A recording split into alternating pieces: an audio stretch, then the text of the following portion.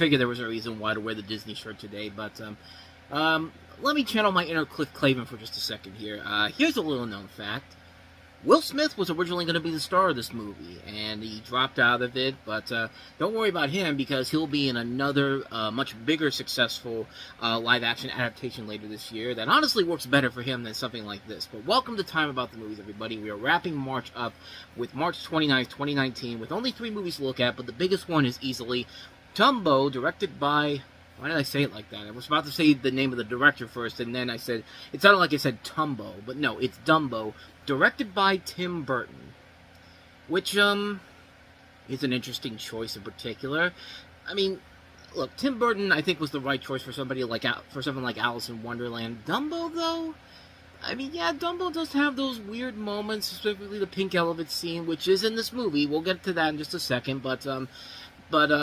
yeah, it seemed like an odd choice in particular, but that trailer kind of gives you both the positives of the movie and the negatives of the movie, too, because, you know, this is one of those adaptations where they do a lot of things very differently from the original film. You don't have the mouse in this, Timothy the Mouse, or the racist crows, which, that's probably a good thing, though, why they don't have him in there, but in this movie, you have Holt, played by Colin Farrell, who went off in the war, and you find out that, as you see in the trailer there, he doesn't have an arm, because he lost it in the war.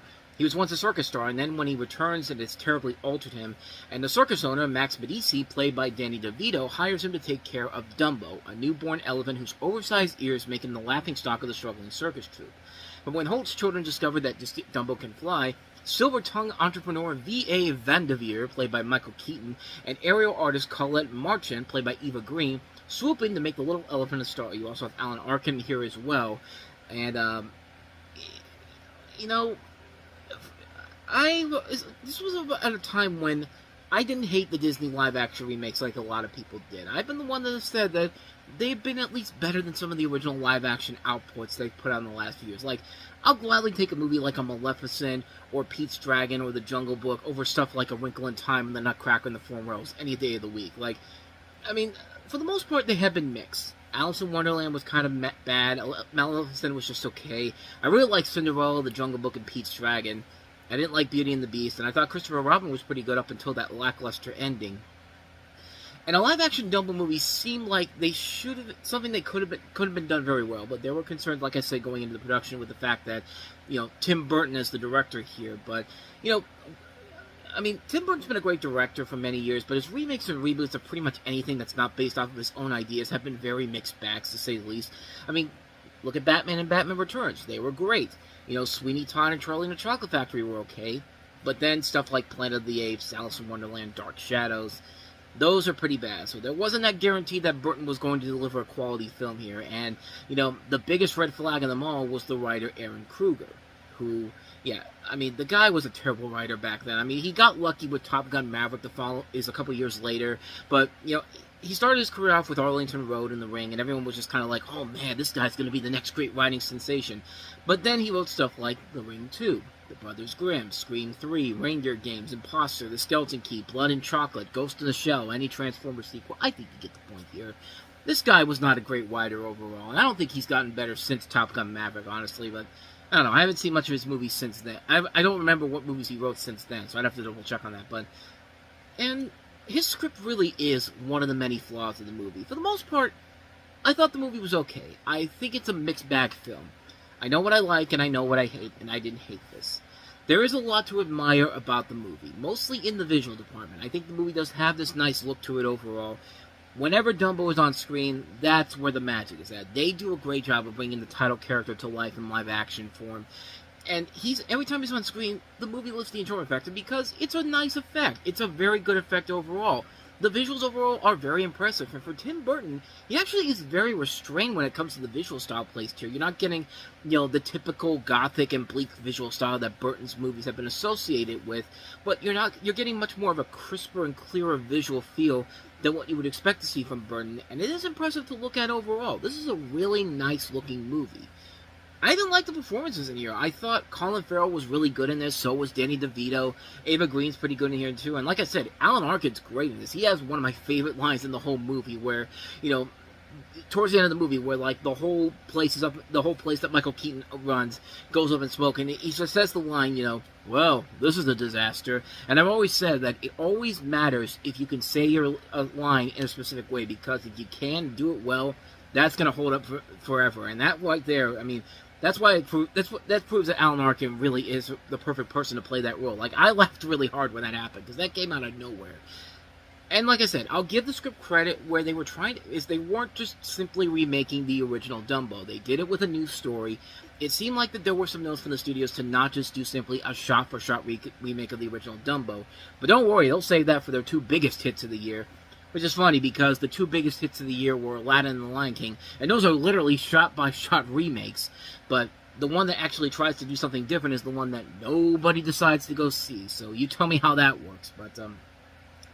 But yeah, I give them credit for not just doing a shot-for-shot remake of it. They tried to do something different that would keep it in check with the original Dumbo, and I give them props for that. I like some of the homages that they do in the film here, and then there are some that don't, but we'll get to that as we go along here. But that's where a lot of the problems of the film really begin to take place. The script is pretty bland and forgettable, and like most of Kruger's work, it just felt like a cluttered mess. Like he's trying to create a unique vision for this to make it stand out on its own, but it's never coming together to make an overall straightforward story. I thought there were a lot of performances that were really wasted in this, none bigger than Michael Keaton as the villain. I mean, Michael Keaton is a great actor, and I don't think I need to tell you all the films that he's been in that he's been one of the great things about the movie. And you have him reuniting with Tim Burton, the first time since Batman Returns, and you don't give him a good role to work off of. He's just kind of a cookie-cutter movie bad guy in this that has no charisma, no charm to him. He's just a bland villain, and for a performance like this, he should have gone over the top of this. He needed to go you needed to channel as a mix between your Keaton's Batman, and also a little bit of the Need for Speed character he played, because that would have made that performance great. But he felt really underutilized here, and for a movie with him and Tim Burton, that just felt disappointing to me, man. And then you get to the kid characters, specifically Nico Parker, who plays Holt's daughter. I mean, God bless her, she's trying the best she can, but her performance in this is so monotone. She only has one note, and it only has one motivation, and that's to work in science. Not be a scientist, because for some reason the word scientist is banned in the script. No, she always has to go I want to work in science. I want to work in science. It's just like, what person says, I want to work in science? It's you want to be a scientist. Just say you want to be a scientist. It makes no sense. I think really it was just the fact that it's a bad role, because it's a badly written role, because this actress has proven her worth in other things, specifically The Last of Us, where she actually shows that, hey, she actually is giving a good performance in here. I think just the direction and the bad script overall is what's causing her to be this bad in this movie. Also, I didn't like the little boy in this, Finley Hopkins. I thought he was kind of lackluster too. I'm not trying to be harsh on them, but I'm just calling it for what it is. I thought they were very underutilized here. And then there's just characters who are absolutely pointless. You got the elephant wrangler in the beginning who, right off the bat, you hate because he, again, one motivation, to just be the trigger-happy, angry asshole. He does nothing but treats these elephants like shit. But also Holt, for no reason whatsoever. I mean, Colin Farrell's character was in the war. He lost an arm. There is no reason for you to be this much of an asshole to him, but it's just no, I gotta be the bad guy because I gotta be the asshole here because heaven forbid, I'm not gonna be in anything of noteworthiness since then. And no, this guy has not been in anything of noteworthiness since then.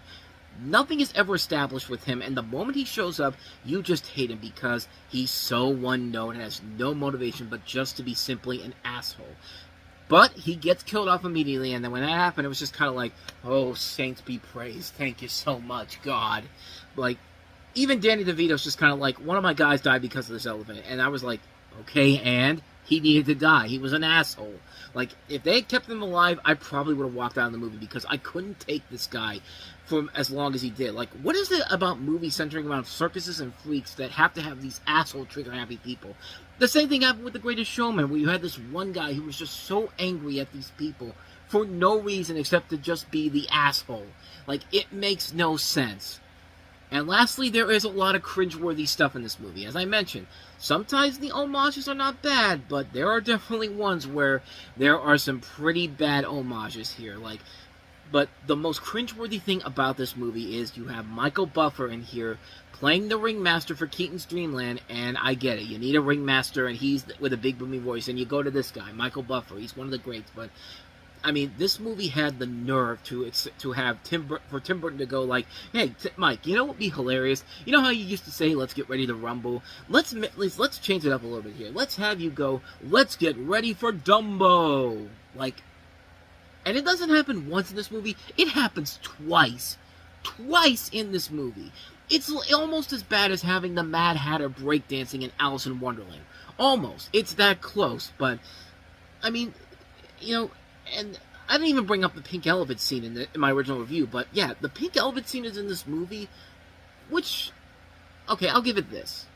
It's not the way you think it is from the original animated movie. Dumbo's not getting drunk with the mouse, because the mouse obviously is not here. But no, it's an interesting idea, but lackful in execution, because you have Dumbo watching the circus going around, and you have these people blowing balloons, and then all of a sudden the balloons turn into pink elephants, and you see Dumbo looking around like he's so enthralled by what's going on here, and it's kind of like, I get what you're trying to do, it's an interesting idea, but again, not the best execution overall. And that's kind of the best way to describe the movie overall. I have to give them credit where credit is due. They did try to make something different than the original film.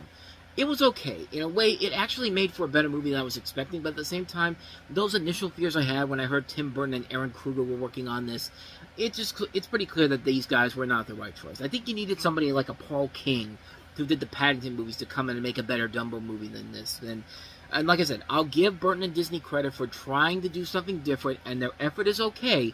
It's not one I'm going to remember all that much. It's not one that's going to ward a lot of rewatchability, unlike some of the better Disney live-action remakes. But for what it is, it's fine. I guess for a one-time watch in theaters, it's fine, and maybe a one-time watch on Blu-ray or television. Like, you can watch it on Freeform every other couple of weeks, honestly, by the time if you're watching this in this time period of 2026. But I mean, it could have been a lot worse, but it definitely could have been a lot better. It's just fine. Nothing too crazy, nothing too significant. Just, it's there. It exists. So, outside of this, though, it will certainly be a lot better than the next movie we have here. You know what we need? You know what PureFlix needs to do now? A Planned Parenthood movie. Not only a Planned Parenthood movie, we're going to do a Planned Parenthood movie that shows you, that makes Planned Parenthood sound better by comparison with the way that these guys handle it. This is unplanned. I mean, what did you think was going to happen? It's a movie made by PureFlix.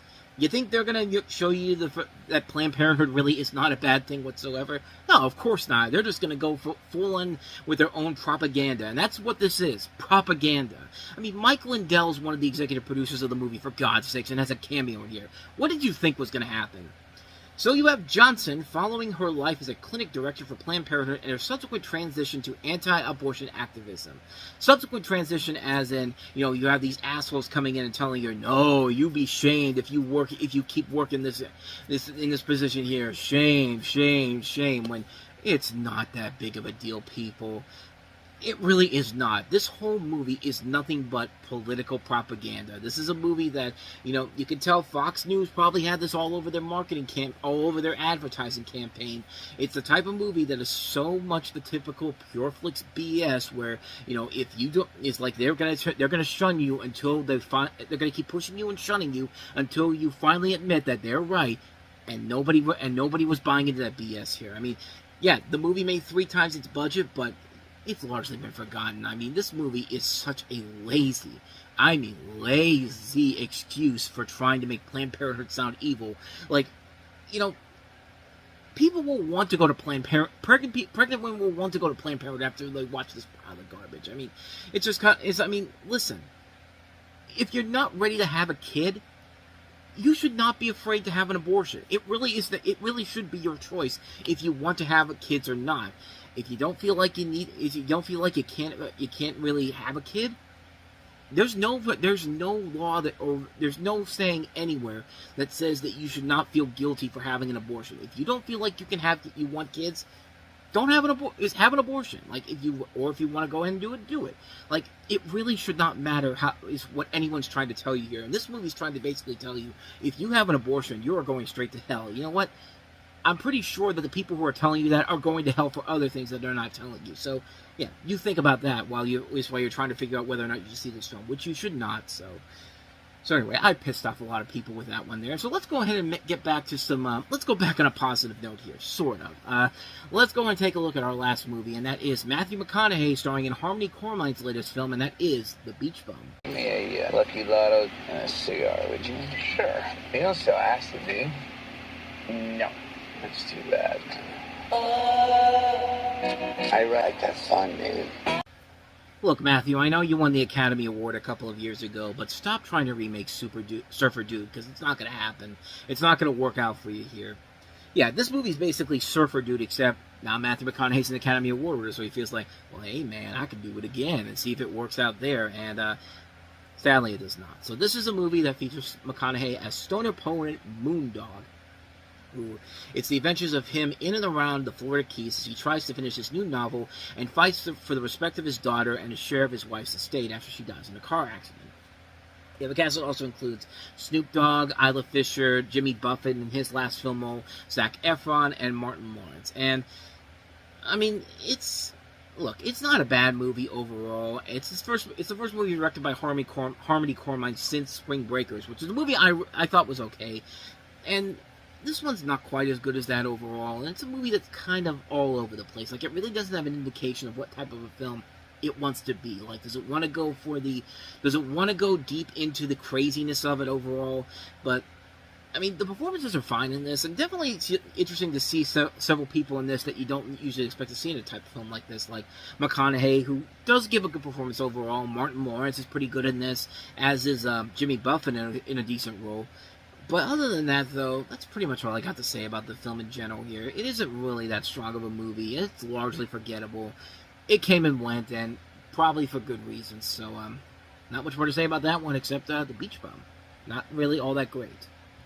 And thus, with all that said, we wrap up another episode of Time About the Movies. Next time we meet, we'll begin April off with 4 new movies, including Zachary Levi, starring in the latest DC Universe film, Shazam. This was back before Zachary Levi was back when Zachary Levi was cool and not what he is nowadays. But we'll take a look at that. We'll take a look at the latest remake of a Stephen King classic, Pet Sematary, because if it was a success, surely Pet Sematary will do just that and then some. We have the heck is that? I saw this on the ground. I thought it was something else, but no, it's a piece from the. It's Cake Bites. I opened up a box of Cake Bites before I started doing this, but. Yeah, Cake Bites, and actually I got the thing right here. I haven't even eaten it yet. These are actually really good, by the way. If you find these at your Walmart, get them, because they're only $3 and they taste great. Like, when I was working at the other Giant Eagle, whenever our store was being remodeled, we had a Target right across the street, right across from it. So I would go over there on my break and grab some of those, and they're actually really good. If you haven't had Cake Bites, definitely eat those. So this video is not sponsored by Cake Bites, though. But anyway, where was I? Oh yeah, Pet Sematary, because if it was the success it was for Warner Brothers, surely Paramount will find success with Pet Sematary. Maybe, maybe not. I actually don't remember if I like this one or not, but we'll take a look at it. We'll also take a look at Kevin Costner and Taraji P. Henson starring in The Best of Enemies, an STX film. Will it be as good as The Upside? Probably not, but we'll see. And then we'll also take a look at High Life, which is a movie starring Robert Pattinson, which is important because, right around this time, I thought Robert Pattinson was not a great actor whatsoever, and I thought him getting cast as Batman was going to be, like, a bad thing overall, like most people did. But then again, as we find out nowadays, like, getting cast as Batman means that, hey, you're probably going to be really good, even though people are not going to really get behind it at first. And High Life is definitely one of those examples that shows that, yeah, Robert Pattinson actually probably is a really good actor, and the Twilight movies are just shit. Do we really need... honestly, I think we've proven that point with Anna Kendrick and Kristen Stewart. Taylor Lautner, not so much, but we'll see if Robert Pattinson can break that trend overall. The answer to that, of course, is yes, but we'll take a look at High Life. So, 4 films to look at: Shazam, Pet Sematary, The Best of Enemies, and High Life. We'll take a look at those 4 films coming up tomorrow on the show, and I hope you will join me for that. But with all that said, thank you so much for watching this. I hope you enjoyed this. If you did, please go ahead and do me the honors of hitting that like button, that subscribe button, and that notification button. Also, don't forget to check out our playlist, and don't forget to check out the previous episode we did. So with all that said, whether it's in the past, the present, or the future, I will see you at the movies. Take care. Bye.